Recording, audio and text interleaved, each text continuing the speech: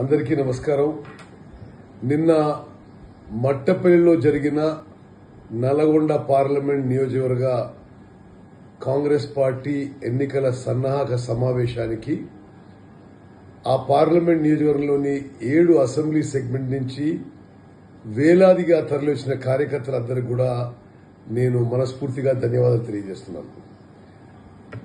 Huzur Nagar, Kodad, Suryapet, Miryalaguda, Devarakonda, Nagarjuna Sagar, Nalgonda assembly నియోజకవర్గం నుంచి పెద్ద సంఖ్యలో అంత ఎండల్లో కూడా దూర ప్రయాణం చేసి కార్యక్రమంలో మరి క్రమశిక్షణతో పాల్గొని ఒక మంచి సందేశం మనం మొత్తం పార్లమెంట్ కాన్స్టిట్యున్సీలో ఇచ్చామని చెప్పి నేను చాలా సంతోషంగా ఫీల్ అవుతున్నా.